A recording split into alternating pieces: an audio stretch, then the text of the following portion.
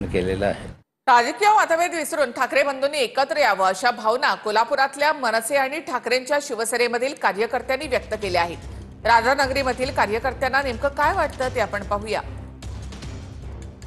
खरं तर आज उद्धव ठाकरे यांनी एक सूचक वक्तव्य केलेलं आहे। महाराष्ट्राच्या मनात आहे ते नक्की होईल किंवा लवकरच होईल असं ते म्हणतात। प्रथमतः मी एक शिवसैनिक म्हणून हे ठाकरे कुटुंब एकत्र होण्याची जी चर्चा चालू आहे ती चर्चा पूर्णत्वात येईल अशी मी आशा बाळगतो आणि मला मनापासून आनंद आहे की उद्धवजींनी आज एक सकारात्मक वक्तव्य केलं की महाराष्ट्राच्या जनतेच्या मनात आहे तीच बातमी मी तुम्हाला देणार आहे।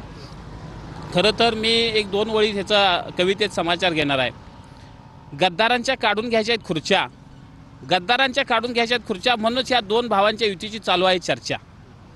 गद्दारांच्या काढून घ्यायच्या खुर्च्या म्हणून दोन भावांच्या युतीची चालू आहे चर्चा आणि ते बघून कमळाबाईच्या नाकाला झोबायला लागल्यात मिरच्या। प्रस्ताव कुणी द्यायचा, पहिल्यांदा चर्चेला कुणी यायचं यावरून कुठेतरी आता घोडा अडताना दिसतंय। मग कसं बघता तुम्ही? राजसाहेबांनी आवाहन केलेलं आहे आणि या मनोमिलनासाठी राजसाहेबांनी मातोश्रीवरती त्यांनी निम्म आयुष्य घालवलेलं आहे।